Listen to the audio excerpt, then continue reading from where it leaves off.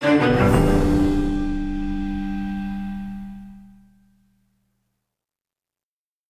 SIDA, síndrome de inmunodeficiencia adquirida, es una enfermedad que ha acabado con la vida de millones de personas en el mundo, siendo esta el resultado de la infección del VIH, virus de inmunodeficiencia humana, algunas veces representada con la figura de la muerte. El SIDA es una epidemia mundial.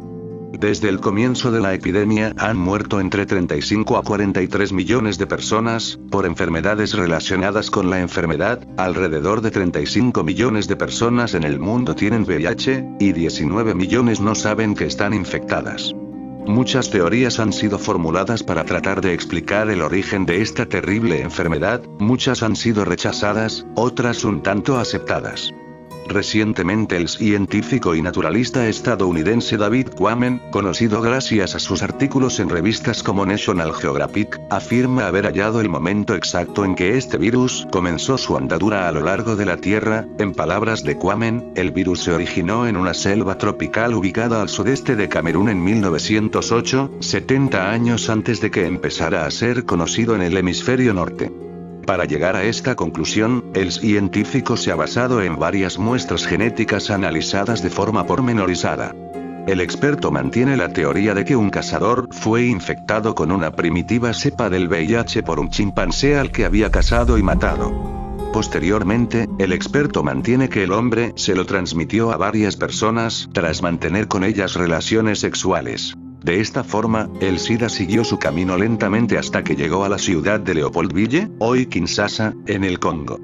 Tras alcanzar esta región, el virus se habría expandido todavía más gracias a que, por entonces, los cirujanos y los médicos utilizaban jeringas hipodérmicas reutilizables, lo que habría provocado un contagio masivo entre la población. Una vez que las agujas ubicaron el virus en cientos de personas, la transmisión sexual hizo el resto, explica el experto en declaraciones recogidas por el New York Post. A continuación, la siguiente parada del virus habría sido Haití, donde probablemente llegó, según el experto, en 1969. Sin embargo, Quammen no se detiene en este punto, sino que llega a afirmar en su libro que la enfermedad apareció en Estados Unidos por culpa de un mayordomo homosexual llamado Gaetan Dugas, que habría infectado aproximadamente a 40 personas. Esta teoría rompe con las existentes hasta ahora sobre el VIH, una enfermedad que padecen millones de personas en el mundo y que provoca la destrucción de las células que deben luchar contra todo tipo de enfermedades.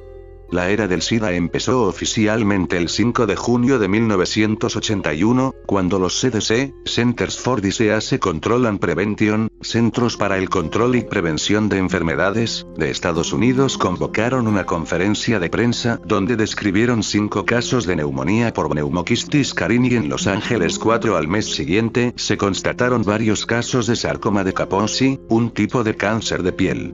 Las primeras constataciones de estos casos fueron realizadas por el Dr. Michael Gottlieb de San Francisco. Pese a que los médicos conocían tanto la neumonía por Pneumocystis carini como el sarcoma de Kaposi, la aparición conjunta de ambos en varios pacientes les llamó la atención.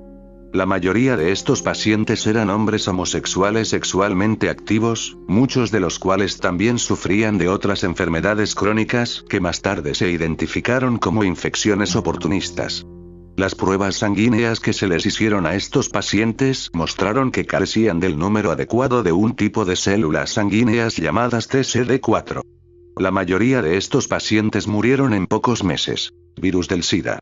Por la aparición de unas manchas de color rosáceo en el cuerpo del infectado, la prensa comenzó a llamar al SIDA la peste rosa, causando una confusión, atribuyéndola a los homosexuales, aunque pronto se hizo notar que también la padecían los inmigrantes haitianos en Estados Unidos, los usuarios de drogas inyectables y los receptores de transfusiones sanguíneas, lo que llevó a hablar de un club de las 4 Hs que incluía a todos estos grupos considerados de riesgo para adquirir la enfermedad. En 1982, la nueva enfermedad fue bautizada oficialmente con el nombre de Acquired Immunodeficiency Syndrome, AIDS, nombre que sustituyó a otros propuestos como Gay-Related Immunodeficiency, GRID. El VI está emparentado con otros virus que causan enfermedades parecidas al SIDA. Se cree que este virus se transfirió de los animales a los humanos a comienzos del siglo XX. Existen dos virus diferenciados que causan SIDA en los seres humanos, el V1 y el V2. Del primero la especie reservorio son los chimpancés, de cuyo virus propio, el SIDS, deriva. El V2 procede del SIDSM, propio de una especie de monos de África Occidental. En ambos casos la transmisión entre especies se ha producido varias veces, pero la actual pandemia resulta de la extensión del grupo M del V1, procedente según estimaciones de una infección producida en África Central, donde el virus manifiesta la máxima diversidad, en la primera mitad del siglo XX.